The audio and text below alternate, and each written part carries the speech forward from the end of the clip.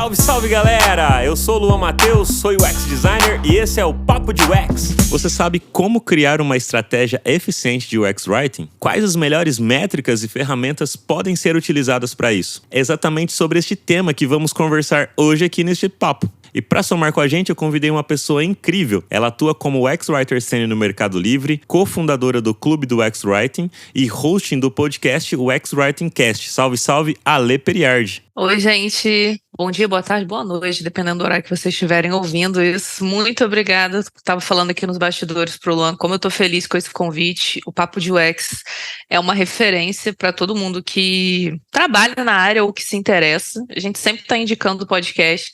E fico muito feliz também de pessoas que trabalham com conteúdo serem convidadas para cá, que a gente tenha mais convidados da nossa área até para ajudar a divulgá-la, né? E quando a gente divulga, a gente acaba trabalhando a valorização dela também. Então, muito obrigada, espero poder ajudar vocês aí. Com certeza. Eu que agradeço, Ale, por ter topado participar aqui do podcast com a gente. Eu falo com a gente porque a galera que escuta, eu sinto que eles participam junto aqui, principalmente quando abro caixinha de pergunta lá no Instagram, a galera manda indicação no LinkedIn, tá sempre compartilhando aí as visões do que acredita que é legal a gente trazer pra cá. E muito obrigado por ter mais uma vez aceito e fico à disposição aqui pra quando quiser voltar e quiser indicar aí as pessoas que você já indicou, algumas pessoas aí nos bastidores, pra trazer pra cá pra falar sobre isso, sobre esse assunto que deveria, né, falar-se ainda mais, porque, querendo ou não, os produtos digitais, que a maioria das pessoas atuam, os designers atuam, né, nessa área, é feito de conteúdo, né? Não tem como correr disso, né? Então, na verdade, se deveria explorar mais esta vertente aí do design. Mas antes de a gente mergulhar aí nesse assunto, eu queria dar uns recados aí pra galera. Deixa o seu like, quem tá nos ouvindo aí, principalmente se você tá na plataforma do Spotify, que tem como dar 5 estrelas. Então, você pode clicar aí nas 5 estrelinhas, que impulsiona cada vez mais os episódios aqui do nosso programa e consegue atingir mais pessoas. Lembra também de pegar o link e compartilhar aí no LinkedIn, Instagram, grupo de WhatsApp, Telegram, seja lá qualquer plataforma de rede social que você participa, compartilha aí com mais pessoas, porque como a gente tá falando aqui, poxa, é um assunto tão legal, tão importante que mais pessoas precisam fazer reflexões e entender um pouco mais sobre a área e quem sabe pessoas gostarem e se inserirem neste mercado de trabalho, né? E para quem quer também contribuir de uma outra forma aqui com o nosso podcast, você pode fazer um Pix de qualquer valor aí para pix@papodeux.com.br, que também já vai ajudar e contribuir aqui pra gente criar cada vez mais conteúdos pra comunidade. E galera, eu tenho uma outra novidade super legal aí pra vocês. Pra quem quer aprender UX Design, Product Design e UI Design com a liderança de grandes empresas como Nubank, Quinto Andar, iFood e descobrir na prática os erros e acertos dessas grandes empresas digitais, então você tem que conhecer agora a Tera, que é uma escola referência em educação no mercado digital e que já foi reconhecida pelo World Economic Forum e pelo Google for Startups por sua metodologia, inovação educacional e impacto positivo na vida das pessoas. Aproveite o incentivo que eles estão dando para todo mundo que está ouvindo agora este episódio de 20% de desconto em todos os seus cursos e você vai conseguir aprender com as melhores práticas e metodologias de UX Design do mercado. Acesse aí o somostera.com e use o cupom Papo de UX, ou você também pode clicar no link que estará disponível na descrição deste episódio e receber aí esse descontaço que a Tera está dando pra gente. Muito legal, né, galera? E Ale, fala um pouquinho, como é que você começou na área aí? Como é que foi aí seu rolê, sua jornada profissional? O que você fez pra chegar até aqui, né? Assim, o que te motivou a trabalhar também com X-Writing aí? Como é que é esse rolê? Vocês têm 10 horas de brincadeira, não vou falar tanto tempo assim, não. O que eu posso falar? Eu trabalho com conteúdo desde que eu me entendo por gente. Então, aquele clássico de quando a gente está na adolescência, a gente começa a escrever poesia. Eu era muito essa jovem. E aí eu fui muito incentivada pelas minhas professoras de português a escreve, por que você não participa de concursos literários? E aí, na época, eu até participei de uns 3, ganhei 2, um de poesia, um de conto. E aí eu comecei a me empoderar. Falei, gente, eu acho que não é só minha mãe e minha professora que acham que eu escrevo, não, acho que tem mais gente, né? E aí, ao ponto de, alguns anos depois, eu resolver, eu fiz teatro por muitos anos, aí do teatro veio um convite para fazer um programa de rádio. Foi muito legal, foi um super aprendizado. Me apaixonei por essa área de comunicação, falei, quero fazer comunicação social. E aí minha família se mudou para Juiz de Fora, porque antes a gente morava numa cidade do interior de Minas chamada Carangola. Com certeza tem alguém desse podcast que já conhece ou ouviu sobre Carangola. É impressionante, uma cidade pequena, mas sempre tem alguém que conhece. Quando a gente chegou em Juiz de Fora, a gente tinha mais oportunidades, né? Todos nós. E aí tem a UFJF daqui, eu fiz o vestibular, e aí eu zerei física, gente, né? Porque é isso, sou de humanas. E nesse ano também foi bem complicado, eu fiquei doente, tive que parar para operar. Eu vim de escola pública, é importante falar sobre isso, minha vida inteira eu estudei em escola pública, eu não tive praticamente física, matemática e química, simplesmente a base para você passar num vestibular, né? E aí, mas isso foi bom, assim, porque como eu tomei pau nessa parte do vestibular e de física, eu falei, será que vale a pena continuar fazer de novo no próximo ano para comunicação social? Porque eu já tinha ficado interessada na área de letras, quando eu trabalhava à noite para pagar meu cursinho pré-vestibular de manhã. Muitos de vocês aí que trabalham e estudam sabem como é perrengue, né? E o meu professor de letras era sensacional, assim, maravilhoso. Falei, acho que eu quero fazer isso. E eu já estava sem muitas perspectivas aqui em Juiz de Fora, já estou chegando nos dias atuais, podem ficar tranquilos. Fui para o Rio de Janeiro, no Rio de Janeiro lá eu consegui muitas coisas legais, então sou muito grata ao Rio. Além de ser uma cidade linda, muito cultural, com pessoas maravilhosas, a gente já sabe os defeitos do Rio, vamos falar das coisas boas, né? Eu consegui estudar e trabalhar. Então, na época da faculdade, eu era igual o pai do Chris, eu tinha 3 empregos para conseguir pagar tudo que eu precisava. Mas eu consegui fazer letras, fiz na Veiga de Almeida, uma ótima universidade, tive professores incríveis. E durante a faculdade eu fui fazer estágio em uma agência de publicidade, e eu era redatora e revisora ao mesmo tempo. Depois eu trabalhei só como revisora num colégio, e com aquele desejo de ensinar, de dar aula. Mas eu resolvi sair para empreender. Lembra que eu falei para vocês que eu fiz teatro por muitos anos? Enfim, eu tinha uma comunidade, eu gosto bastante de comunidades. Na época do Orkut, que nós tínhamos as várias comunidades, eu odeio acordar cedo. E eu tinha uma chamada Artistas, que eu ajudava a divulgar vagas, freelas, ingressos, oportunidades de trabalho de uma forma geral, enfim, para artistas. Então, hoje, o que eu faço para a comunidade de UX Writing, eu fazia para a comunidade dos artistas, né? E aí a comunidade de artistas de uma comunidade do Orkut, que só tinha eu com o meu computador, que eu tinha que logar à meia-noite, porque era internet de escada, gente. Isso parece que tem 30 anos, né? Mas não, foi há um tempinho aí. Começou a crescer ao ponto de virar uma agência. Então eu tive uma agência de casting e a gente conseguiu, aí eu falo a gente porque eu tinha sócios, né? A gente conseguiu ficar por 8 anos trabalhando com arte no Brasil, foi muito legal. Então eu empreendi, e aí eu fazia agenciamento de alguns artistas, a gente fazia essa ponte entre o contratante e os artistas, fiz muito marketing e a parte de social media, então eu aprendi muito nessa época, são áreas que são bem relacionadas com o que eu faço hoje. E aí chegamos, enfim, a 2020, que todo mundo sabe o que aconteceu, né? Na verdade, na iminência de 2020, eu já estava um pouco saturada do mundo do marketing, e aí a minha esposa, a Gabriela, falou assim, você já ouviu falar de UX design? Eu falei, o que é isso? Ela falou, não, é a sua cara, você é muito empática, você está o tempo inteiro ajudando as pessoas, às vezes até se ferrando um pouco por causa disso.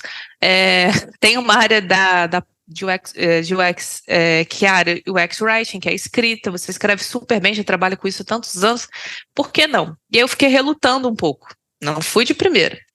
Aí, tudo bem, vou dar uma estudada. E aí, realmente, eu falei, meu Deus, é a minha cara isso. E eu comecei a estudar, e aí, gente, foi um processo de 2 anos de jogar os pratinhos para cima e recolher os pratinhos, porque a gente sabe que o processo de migração de carreira, a gente quer desistir muitas vezes, né?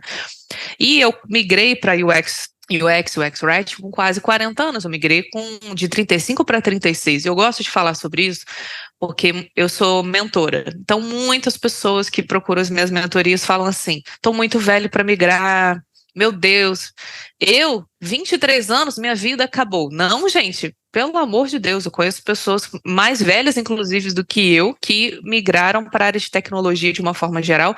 E a gente não tem que ser obrigado a fazer uma coisa para o resto da nossa vida. Eu não sei se eu vou ser UX Writer para o resto da minha vida, porque eu nem sei se essa profissão vai existir daqui, sei lá, 20, 30 anos. Mas uma coisa eu tenho certeza, eu quero continuar trabalhando com conteúdo, porque é o que eu amo fazer, né? E aí, depois de muitas indas e vindas, eu comecei a trabalhar com copywriting para conseguir atender menos clientes e focar mais, estudar muito. Eu sou muito nerd, então estudei e pratiquei também. Outra coisa muito importante que eu fiz. Não adianta só a gente ficar na teoria, porque, como dizem, na prática a teoria é diferente, né? E aí, eu consegui migrar. E eu fui direto para uma super oportunidade, uma empresa muito grande, que eu acho que vocês já devem saber qual que é, quem me conhece, quem não me conhece, gente, eu fui pro iFood. Então, fui pro iFood, fiquei lá quase 2 anos. E, recentemente, a gente está gravando em setembro, então, em maio, eu fui convidada para ir pro Mercado Livre, depois de um processo de 4 meses. Bem intenso, que inclusive testou os meus níveis de ansiedade, mas foi muito bom, porque faz sentido para o mundo que a gente encontra no Meli. Realmente é um mundo muito mais desafiador, né? A gente não escreve só para o Brasil, a gente escreve para a América Latina de uma forma geral, então realmente lá eu encontrei mais oportunidades de carreira, de crescimento, novos e super desafios, assim. Mas respondendo a sua pergunta, é isso, eu vim daí e hoje estou nesse mundão da tecnologia, mas eu não nasci trabalhando com design, eu não migrei com 20 anos, gente, tá tudo bem, nem existia UX Writing quando eu tinha 20 anos, sabe? Bom, muito legal. Você falou aí sobre a questão da internet de escada, poxa. E aí você falou também do Orkut, né? Que falou, parece que faz 30 anos, mas o Orkut, assim, de comunidade faz pelo menos aí uns 12, 15 anos, mais ou menos, assim. Faz um tempinho, o tempo tá passando rápido e a gente nem tá percebendo, com tanta coisa acontecendo ao mesmo tempo, né? E aí falando dessas tantas coisas, assim, nesse universo de UX também existem várias sopinhas de letrinhas ali, várias letrinhas, né? Várias nomenclaturas, né? Entre elas a questão ali que eu sempre gosto de trocar ideia com a galera dessa área, assim, desse braço do UX, sobre a questão de, algumas pessoas falam que o certo é o UX Writing, o certo é o UX Content, o UX Content é diferente do UX Writing. Como que você enxerga isso? Gente, são tantos nomes, enfim. No final, todo mundo está trabalhando com conteúdo voltado para a experiência. Então, assim, por exemplo, o meu cargo lá no iFood era designer de conteúdo. De fato, a gente desenha o conteúdo. A gente não simplesmente chega, olha a tela e fala assim, acho que vai ser essa frase. Não, a gente faz todo o processo de UX e o entregável, ou seja, a última coisa que vai entrar é o conteúdo. O conteúdo é um resultado de todo o processo de UX que a gente faz, assim como os designers de produto também fazem. A única diferença é que a gente está focado mais em como a gente vai comunicar, né? Para a pessoa usuária, claro, lembrando sempre dos objetivos de negócio. Então, UX Writing, UX Content, Content Design, está todo mundo trabalhando com a arquitetura da informação, com as boas práticas de escrita. A maioria das pessoas deveria estar trabalhando com linguagem simples e inclusiva, realmente conhecendo para quem a gente tá escrevendo, sabe? Talvez uma diferença que a gente possa citar é que quando a gente pensa em UX Writing, a gente pensa na microcopy. Eu sei que são muitos termos em inglês, se você está migrando agora, fica tranquilo, porque vai dar tudo certo. Tem aí um dicionáriozinho. Microcopy, microtexto, então aquele texto bem enxuto que a gente às vezes coloca uma palavra ou 2 palavrinhas num botão, por exemplo. E não é clique aqui, gente, porque clique aqui não é uma boa prática de UX Writing e nem de acessibilidade. Inclusive, acessibilidade é outro ponto muito importante que a gente que trabalha com conteúdo sempre fica ligado. Nós não somos especialistas, mas a gente está o tempo inteiro se especializando, né? Digamos assim. Já o design de conteúdo, a gente pensa no todo, né? Então, muitas vezes um content design, foi o meu caso, a gente vai escrever para sites, não só para telas de aplicativo, como é o caso do UX Writer. A gente vai escrever para sites, a gente vai escrever um texto que às vezes vai sair num outdoor, por exemplo, ou num comunicado impresso, que vai estar em algum lugar físico. Muitas vezes, alguns designers de conteúdo, dependendo do tamanho da empresa, porque a gente sabe como funcionam os times de conteúdo, que às vezes é a famosa equipe, né? A gente também escreve apresentações mais focadas para B2B, né, empresa para empresa. A gente faz alguns conteúdos para blog, para redes sociais. Então, às vezes, o design de conteúdo, ele joga nas 11, como a gente fala aí, para quem gosta de futebol, né? Já o UX Writer, ele é realmente uma escrita mais focada para aplicativo. Mas se você, que é UX Writer, faz exatamente tudo que eu acabei de falar, é isso, depende muito de empresa para empresa, sabe? O importante é que tá todo mundo aí em busca de fazer o melhor conteúdo para a pessoa usuária, né? Exatamente. É igual a questão de product designer, UX designer, UI UX designer. Tipo, no final, se você colocar as tarefas, as funções que a pessoa está fazendo ali, desempenhando no dia a dia, é a mesma coisa. Talvez com uma variação ou outra, como você falou, dependendo do contexto da empresa, porque cada empresa tem necessidades e objetivos diferentes. Então, tá tudo certo. Você falou aí a respeito da questão do Mercado Livre. Como que é a estrutura, assim? Não sei se você pode falar um pouquinho, né? Se você puder. Posso. Hoje são um UX-writer para cada squad, ou não é nesse modelo de squad, é outro tipo de modelo que atua de maneira cross, como que funciona o rolê?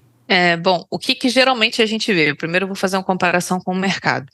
Geralmente a gente vê uma pessoa UX Writer para uma squad inteira. Squad, para quem não sabe o que é, são times, né?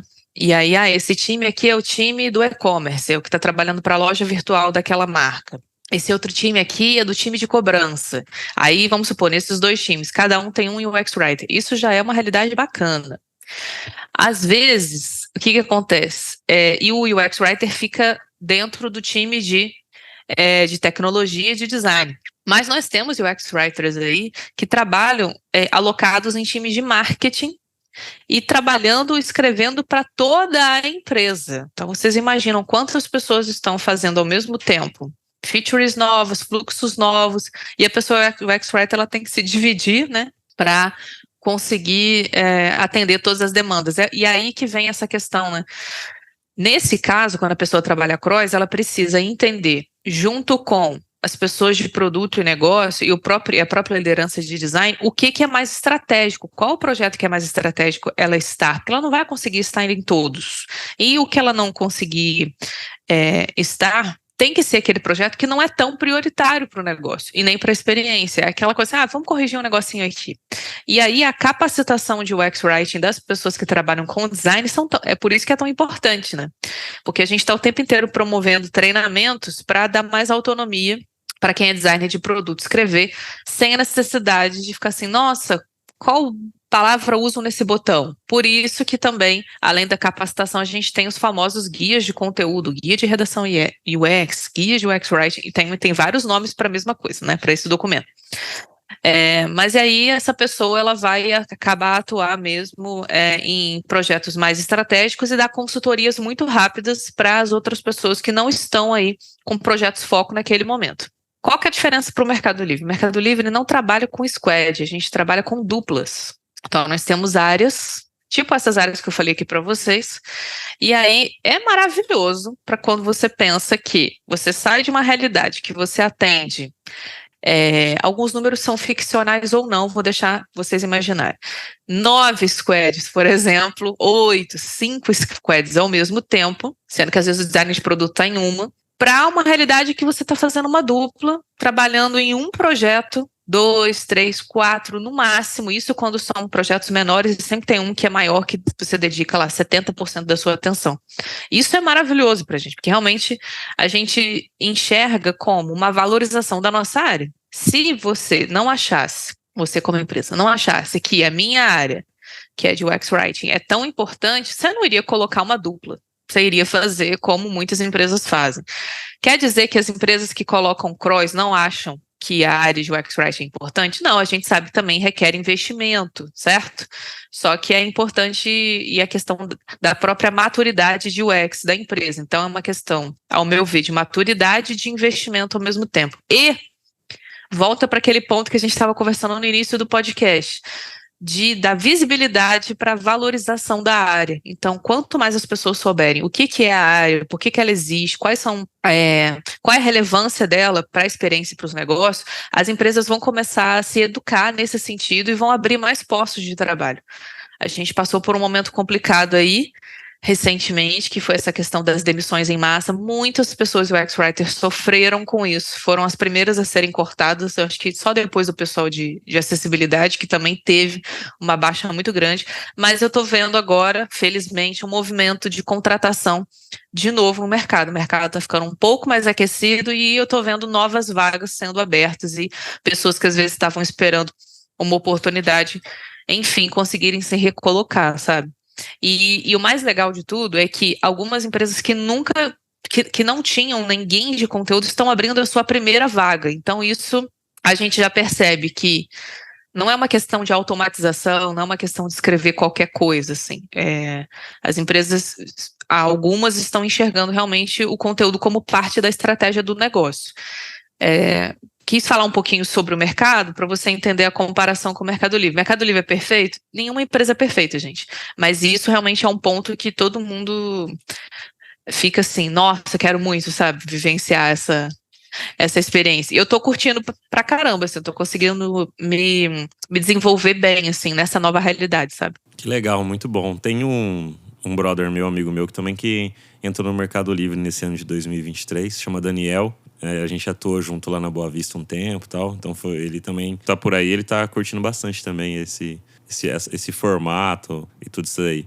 E você comentou a respeito de estratégia. Como que a pesquisa ajuda nesse papel, assim, dessa estratégia, né? Porque muito se fala também sobre estratégias. Como é que é esse lance de estratégia em UX Writing, né? Como é que se faz isso? Como é que pesquisa ajuda para chegar neste lugar estratégico dentro da empresa e não ser só mais uma área, como você falou, a empresa não tá valorizando tanto, deixa aí no cantinho, faz aí seu papel e tá tudo certo.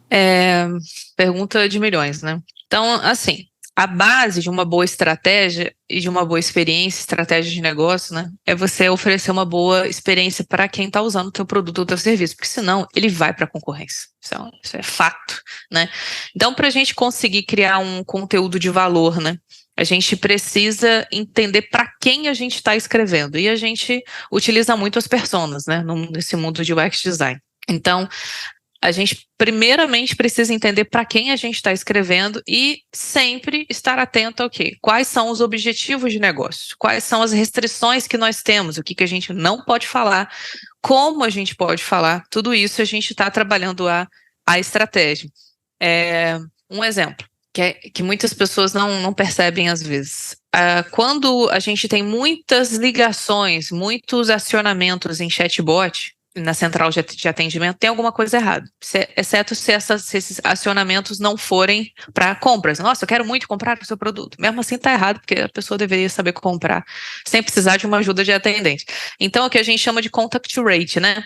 Que é um número de chamados. E as empresas pagam, e não pagam barato, por esses chamados. E aí a gente consegue analisar algumas chamadas, e ler realmente o que está acontecendo ali, analisar o cenário, falando, a pessoa ela ficou na dúvida como pagar a fatura dela. Ela queria, por exemplo, antecipar a fatura e ela não entendeu a tela, o que está, a forma como está apresentada as informações. E aí começa-se, estou dando um exemplo aqui rápido para vocês entenderem, começa-se todo um estudo para verificar se a arquitetura de informação, que é a forma como a gente organiza as informações, faz sentido, se o texto que está ali está um texto mais juridiquês, que a gente fala, parece que foi um advogado que escreveu, ou realmente a gente está usando uma linguagem simples, uma linguagem que faz sentido para a pessoa usuária, que é a nossa pessoa usuária, né? Que as pessoas usuárias não são iguais, né?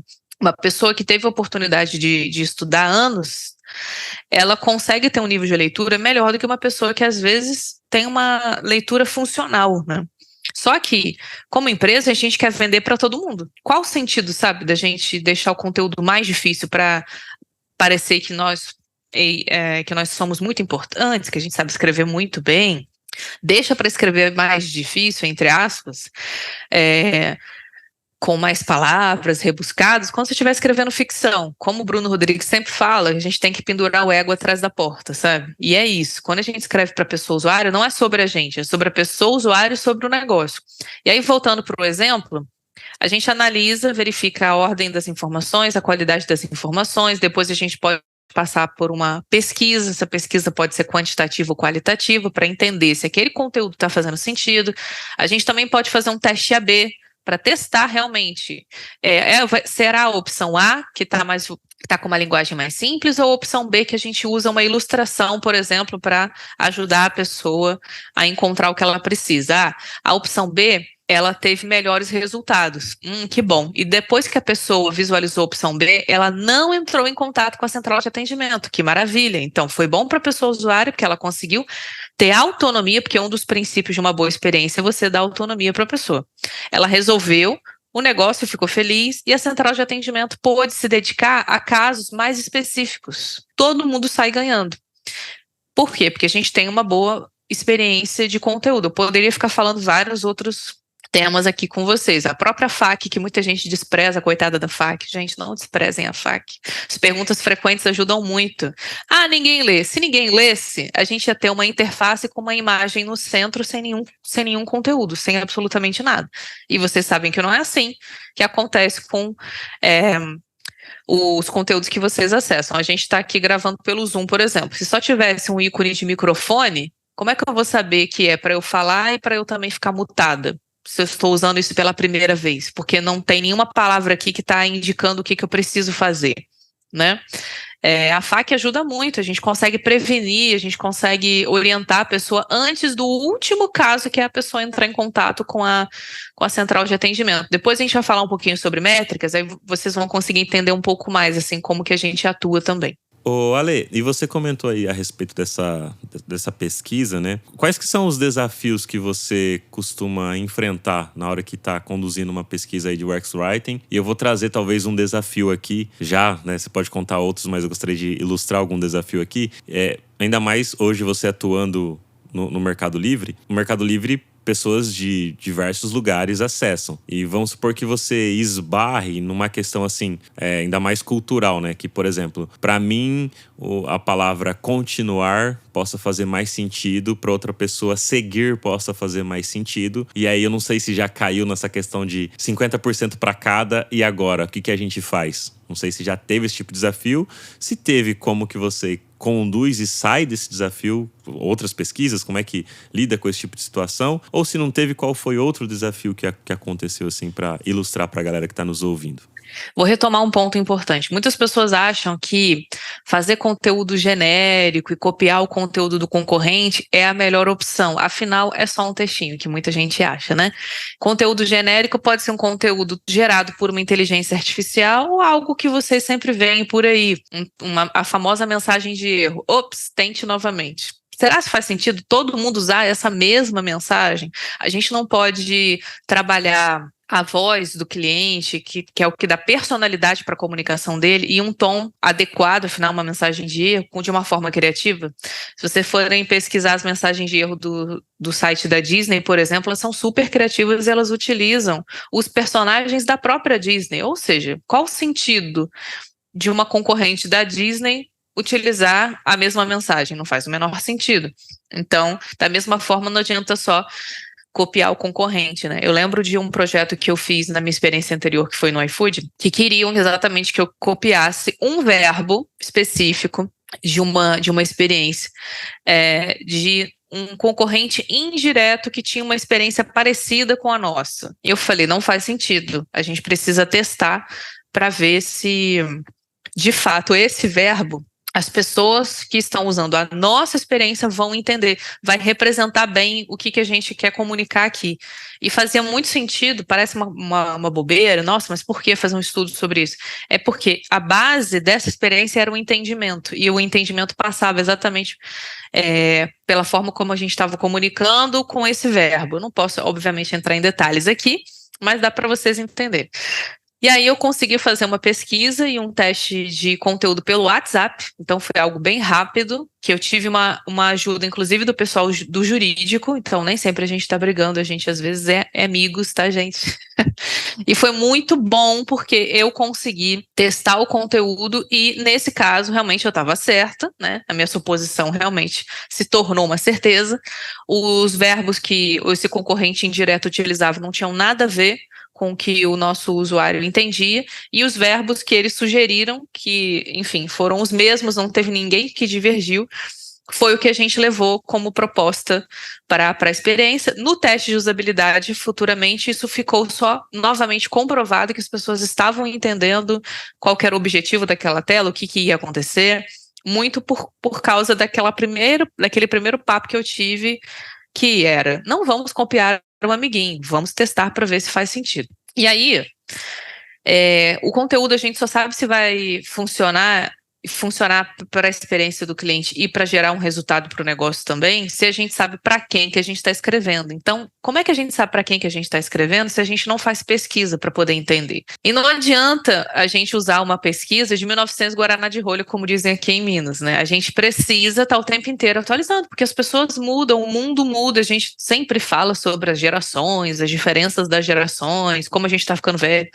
lá pelo LinkedIn. Os nossos usuários mudam, e às vezes mudam em meses, né? A gente está o tempo inteiro nessa mudança. E aí vem os desafios, que você me perguntou, né? O principal, independente do nível do cargo, ela é júnior, coitada, não tem autonomia para fazer nada, tem que ficar pedindo autorização para todo mundo. Gente, pode ser júnior, pleno, sênior, master, unicórnio, não interessa. Quando a gente tem um processo burocrático dentro da empresa, aí vem essas questões de precisamos ter autorização para fazer a pesquisa, nem sempre da forma como os times são divididos, lembra que a gente falou anteriormente, que tem pessoas que atendem 8, 9 times ao mesmo tempo, como é que essa pessoa vai conseguir priorizar a pesquisa? Ela vai priorizar a pesquisa de qual squad? Aí tem que ser daquele projeto mais estratégico, e se realmente faz sentido a gente fazer uma pesquisa ali, porque a gente conta com os times de UX Research, quando nós temos times de UX Research dentro de empresas. Muitas vezes o design de produto faz toda essa parte de pesquisa também, né? Então, são desafios que a gente encontra no nosso dia a dia, assim, independente do cargo, né? Outros desafios aqui que eu fui lembrando para poder trazer para vocês obviamente, um desafio que todo mundo passa, que é entender o problema. Muitas vezes a gente acha que a gente está arrasando, entendendo o problema, e a gente não está.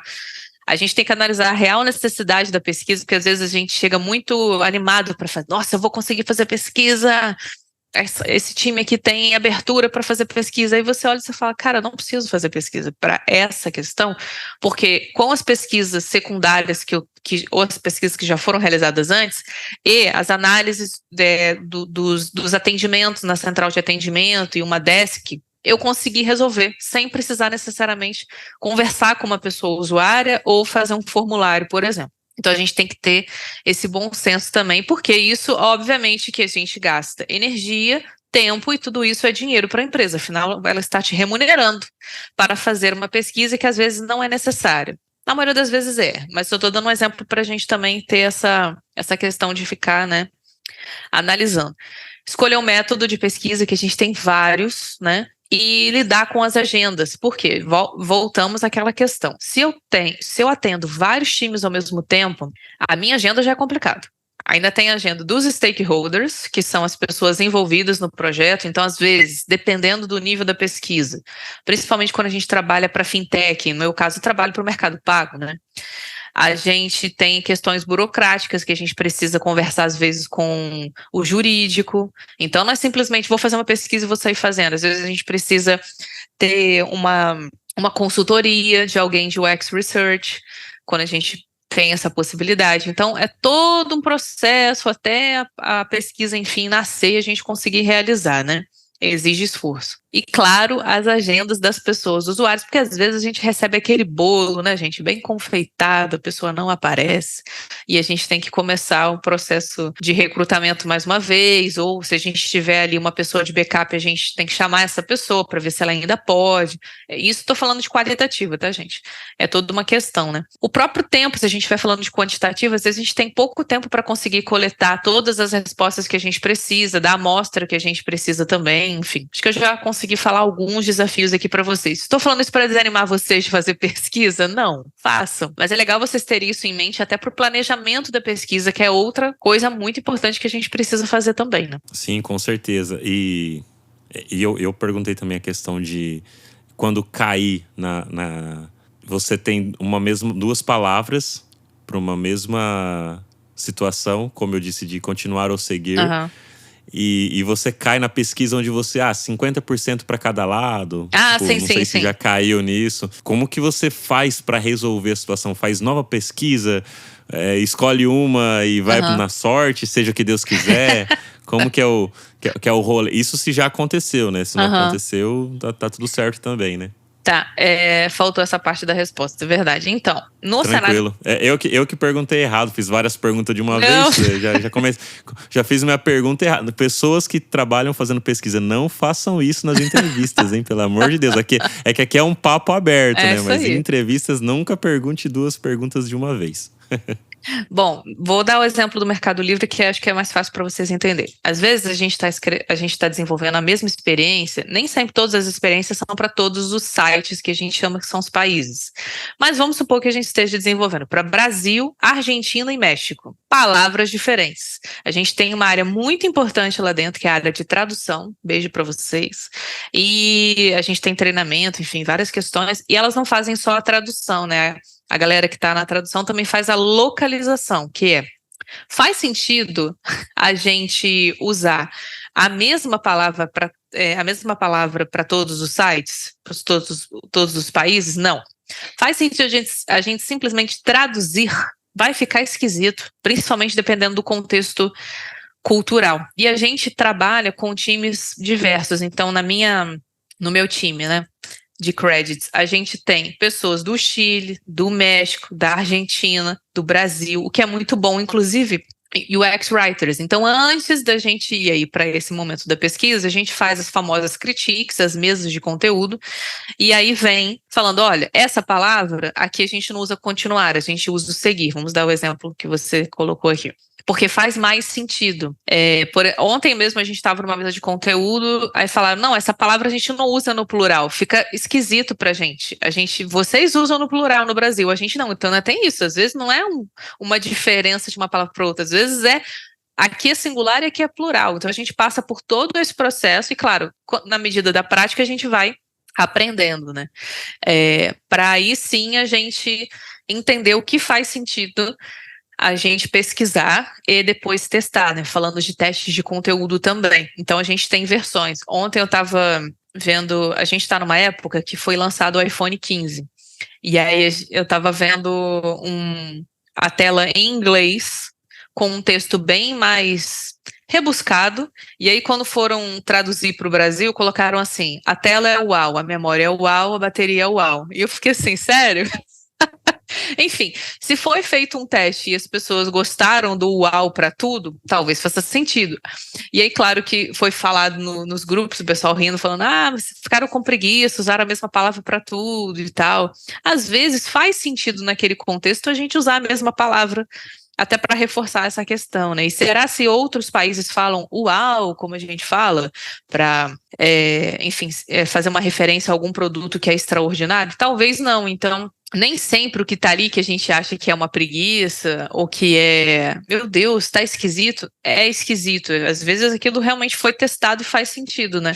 Então, resumindo a minha resposta, a gente faz esses momentos de mesa de conteúdo, de critiques, antes de fato, a gente fazer essas versões para os países e fazer pesquisa. A gente também tem teste AB, porque às vezes todo mundo fica, será que vai funcionar?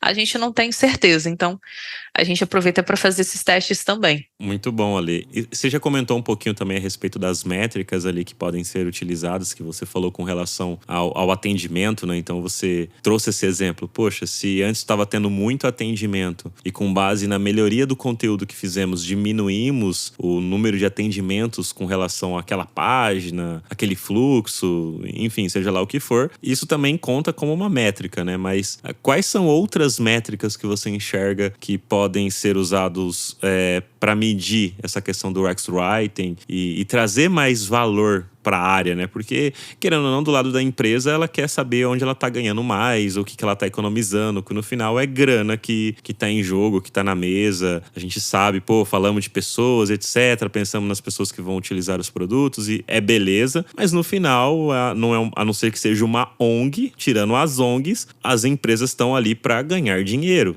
E tá tudo bem porque elas distribuem esse dinheiro para as pessoas, funcionários e etc. Até a ONG precisa de grana para se manter, né? Então as métricas também são importantes, né? Além do contact rate, do atendimento, a gente tem explodiu o contact rate. O que é isso? Meu Deus, alguma coisa aconteceu que a gente lançou uma função nova, a gente não comunicou isso direito. Muitas vezes nem a central de atendimento sabe que aquela função vai ser lançada. E aí mudou uma regra muito importante, por exemplo, e ninguém sabe. O usuário entra perdido porque ele não entendeu essa mudança de regra. A pessoa da central de atendimento às vezes não tem toda a informação e aí a gente tem aumentos exorbitantes. E o que isso significa de aumento de contact rate? Gente, não é aumento legal. A empresa vai pagar muito mais dinheiro para poder conseguir dar conta de atender todos esses chamados, além disso reverberar nas redes sociais e no famoso famigerado NPS, né? Quando a gente pergunta para a pessoa o nível de satisfação dela, ela vai falar, não estou satisfeito, porque eu não estou entendendo nada do que está escrito aqui nesse aplicativo, era de um jeito, está de outro, e vocês nem me falaram o porquê que estava assim, né? Isso se reflete nessas duas, mas é óbvio, a gente tem outras, eu anotei aqui para vocês algumas. A dica que eu vou dar é para pessoas UX Writers ou que têm interesse na área, estudem as métricas de produto, não só as métricas de writing e de UX de uma forma geral. Estudem as de produto, que tem muitas métricas legais lá também para gente. Vou dar um exemplo. Taxa de tempo da tarefa, por exemplo. Quanto tempo a pessoa demora para fazer aquela tarefa? O que tem a ver com writing? Tem tudo. Porque se existe uma tarefa, existe um conteúdo explicando a tarefa. Se a pessoa demora muito tempo para fazer aquela tarefa, seja consultar um saldo do banco, por exemplo, fazer um Pix, comprar um produto na loja, a experiência não está legal e ela passa pelo conteúdo. Então a gente tem oportunidade de melhoria aí. Aí, depois da taxa de tempo de tarefa, a gente tem a taxa de sucesso, porque nem sempre a pessoa que faz a tarefa tem sucesso. Quantas vezes a gente tá num site extremamente confuso, a gente chega quase até o final e fala assim, desisto, não aguento mais, eu não entendo. A gente tem um exemplo muito bom, recente, eu estava dando mentoria de UX Writing para designers de produto lá no Design Circuit, foi uma experiência muito legal. E os meus alunos resolveram fazer um estudo de caso de jornada de compra de ingressos em sites de clubes de futebol. Então teve Vasco, São Paulo, Atlético. Vocês não têm noção como é difícil comprar um ingresso para assistir um jogo no Brasil, o país do futebol. Então, se é muito difícil você comprar um ingresso, você pode acabar desistindo de comprar um ingresso online e ir para aquelas filas, que vai ter que ter uma pessoa ali para poder atender presencialmente você. Ou você vai desistir de assistir o jogo e falar, prefiro ver em casa mesmo, no YouTube do Casemiro, na televisão, porque é impressionante o nível de reclamação, e o nível de reclamação ele foi aumentando ao longo dos anos, porque o problema não foi resolvido, e as pessoas estão cada vez mais online, então a insatisfação delas vai para onde? Para as redes sociais, e isso é ruim, inclusive, para a sua marca, né? A gente sabe muito bem que um cliente satisfeito às vezes fica quieto, mas um cliente insatisfeito ele fala para 10 pessoas no mínimo, né? E para fechar aqui, algumas interessantes. O questionário pós-cenário, então a gente pergunta logo após a pessoa passar por aquele cenário, como que ela se sentiu, se ela está satisfeita ou não, se ela entendeu algum processo ou não, e isso ajuda bastante a gente. Tem o famoso CSAT, que é o nível de satisfação, o quão satisfeito você está, e a satisfação, gente, passa pelo conteúdo, então a gente pode fazer perguntas mais focadas ali para entender se aquele conteúdo foi útil ou não, que inclusive é uma das boas práticas de UX Writing, se é fácil de entender, se a pessoa ficou com alguma dúvida, principalmente quando a pessoa dá uma nota mais baixa, né? O famoso SES, que é essa questão de quão fácil ou difícil foi entender, foi usar esse produto. Por que foi difícil? Porque eu não consegui entender a forma como vocês escreveram aqui, eu fiquei confuso. precisei pedir ajuda para alguém. A gente sabe que isso acontece, né? Para quem não tem tanta familiaridade com tecnologia. Tem um que é muito legal, que eu vou dar dica para vocês estudarem, que é um índice criado pelo Marcos Carolina e a Carol Maia, chamado CCS, que é o Content Clarity Score, o índice de clareza do conteúdo. A gente usava muito no iFood e, eventualmente, a gente pode usar também em outras empresas, né? O famoso like e dislike que temos na FAQ. Esse conteúdo foi útil para você? Joinha para cima, gostei, foi útil. Joinha para baixo, não foi útil. E a gente consegue analisar a quantidade das avaliações positivas e negativas para propor outros conteúdos. É óbvio que a gente tem que tomar cuidado com isso, porque às vezes não quer dizer que não foi útil para a pessoa. O que a gente está falando ali, mediante uma regra de negócio, não é legal para a pessoa. A pessoa, ela não achou que aquilo foi legal para ela, que aquilo faz sentido para ela, então a forma que ela tem de mostrar a insatisfação dela é dar o joinha para baixo, mas isso não significa que o conteúdo não foi útil. Mesmo assim, é uma métrica interessante, que é alinhada com todas as outras que eu já falei para vocês, pode dar um norte. E aí, gente, mostrar o valor de UX Writing. Se a gente tem as métricas de hoje, a gente está trabalhando uma nova proposta, a gente consegue ter as métricas de amanhã e fazer um comparativo. Então, olha, a pessoa demorava 10 minutos, isso é realidade, para comprar um ingresso, por exemplo, de um jogo de futebol. E agora, com a nossa nova proposta, ela demora 1 minuto e meio. Meu Deus! Caramba, sabe? Ou seja, o nosso índice de sucesso, que era 70%, nem 70%, vamos botar uns 50%, agora aumentou para 80%. Ou seja, a gente vendeu mais ingressos, a gente trouxe mais lucro para a empresa. As pessoas que estavam reclamando lá na nota do aplicativo, falando que não entendo nada, vocês usam uma linguagem que fica muito confusa para mim. Essas pessoas começaram a dar notas melhores. Por quê? Porque a experiência está mais fluida. Então, vocês estão percebendo que todas as métricas vão ser influenciadas positivamente quando a gente tem aí uma experiência melhor. Essa métrica, ela vem de uma boa experiência, é óbvio que isso está gerando mais retorno para o negócio, que é o que nós começamos a falar sobre, né? Então, pessoas de conteúdo, estudem métricas e apresentem as métricas para defender o trabalho de vocês e fiquem ligados, assim. Eu acabei de entregar essa proposta. Eu vou perguntar para a galera de produto como é que estão essas métricas, caso eu não tenha acesso com tanta facilidade, para eu poder colocar no meu relatório depois todas as melhorias que a gente teve e, claro, os pontos de atenção para a gente fazer a iteração da experiência, porque isso vai ajudar muito vocês a apresentar o próprio trabalho e a crescer na carreira. Quando a gente não sabe o impacto que a gente causa, fica difícil a gente vender o nosso trabalho para os nossos líderes, né, por exemplo. Sim, com certeza. Ale, antes da gente finalizar, eu queria que você deixasse uma dica aí para quem está começando nesta área de UX Writing, conteúdo. O que você pode deixar para essa pessoa que está bem no comecinho ali, ou que está estudando, ou que está querendo entrar na área ali? O que você pode falar para esta pessoa? Vou falar algumas coisas que são batidas, talvez, mas é sempre bom a gente reforçar o óbvio, né? Então, assim, autoconhecimento extremamente importante. Se você tem a oportunidade de fazer terapia, faça. Eu fiz durante esse processo, faço até hoje e me ajudou muito. Porque quando a gente se conhece, a gente sabe quais são os nossos pontos fortes e o que a gente precisa melhorar. Tanto de soft skill, as habilidades comportamentais, quanto de hard skill. Eu preciso reforçar mais a questão da língua portuguesa, porque a parte de crase fica confusa para mim. Vai estudar isso. Eu preciso estudar a base de UX Design antes de começar a me especializar em UX Writing. Ok, vai fazer isso. E aos poucos você vai conseguir melhorar, né? E progredir no seu objetivo. E aí você também não vai se comparar com as outras pessoas, porque no mundo das redes sociais tudo é lindo, é maravilhoso. Muitas vezes a gente não consegue ou não pode contar todos os perrengues que a gente passa na nossa profissão. Quando eu falo para as pessoas que eu demorei quase 2 anos para migrar, as pessoas, nossa, mas você já era super experiente com conteúdo, fez tanta coisa. Gente, mas é uma questão de oportunidade. Eu estava ali e quando a oportunidade aconteceu, que não foi rápido, eu abracei e deu certo, assim, mas eu fiz vários testes que eu não passei. Várias vagas foram congeladas, várias vagas que na época eram para júnior, viraram para sênior e eu fui desclassificada automaticamente na época que eu estava migrando.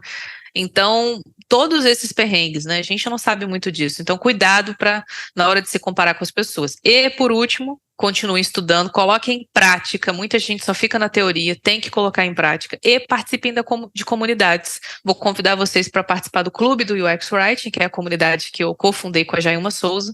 Lá, a gente tem um apoio muito grande para quem está iniciando e migrando, mas também para quem está se desenvolvendo na área. Então, a gente tem pessoas que são referência na área, que estão lá no grupo do WhatsApp, batendo papo, respondendo dúvidas de vocês. A gente promove algumas masterclasses lá com valor super simbólico para justamente conseguir democratizar esse conhecimento sobre temas mais específicos que as pessoas têm dificuldade. A gente faz alguns eventos também, faz sorteio de livro, produz conteúdo, compartilha meme, que é importante, ajuda, né, em vários momentos.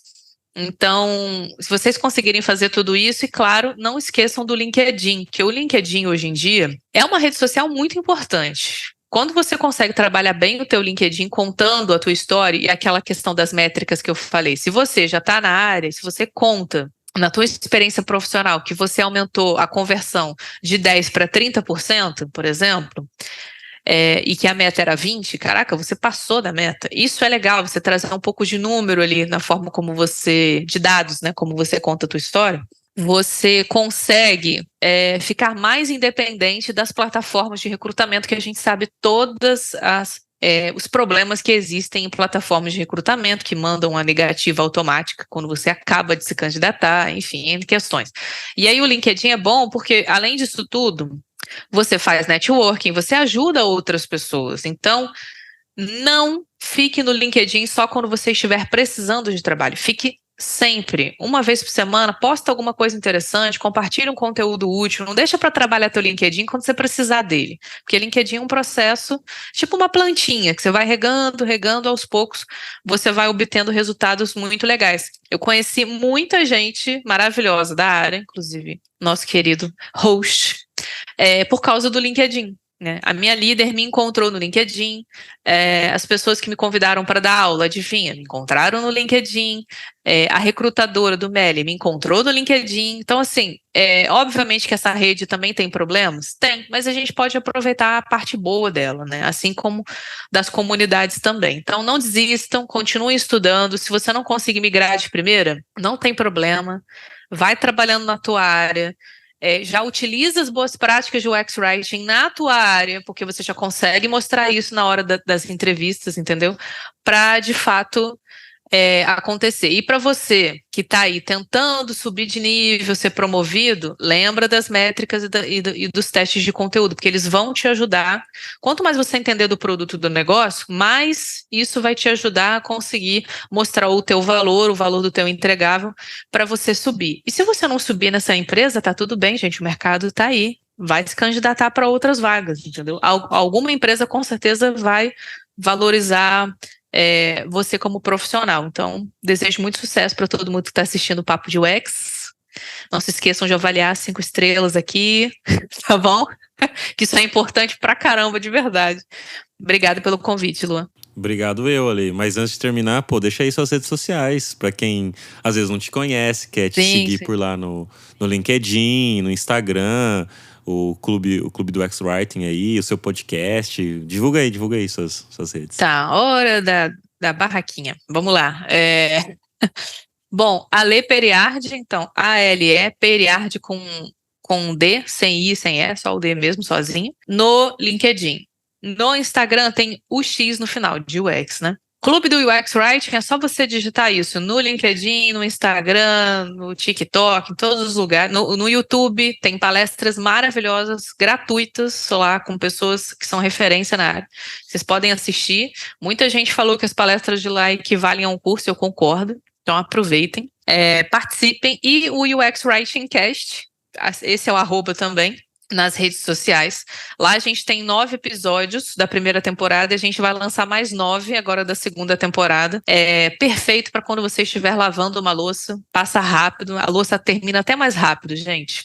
E vocês vão entender mais um pouquinho desse mundão aí do UX Writing também, tá? Obrigada. Pô, obrigado Ale mais uma vez, agradecer também a todo mundo que está nos ouvindo aqui no Papo de UX. Lembrando que quem quiser baixar o e-book sobre as 10 heurísticas de News, é só clicar no link que vai estar disponível na descrição deste episódio. Para quem quer também me assistir, além de me ouvir, pode ir lá no YouTube e colocar lá Semiose Podcast, que é outro podcast que eu faço com o David Art e que tá super legal, tem vários papos incríveis por lá também. E já fica o convite para quando a Ale for para São Paulo e eu estiver por lá para São Paulo, na capital também, a gente gravar um Semiose juntos por lá. É isso aí, para quem quiser indicar outras pessoas, temas que vocês gostariam de estar ouvindo por aqui, é só me mandar lá no LinkedIn Luan Matheus ou no Instagram @Papo de UX. É isso aí, valeu e até o próximo episódio.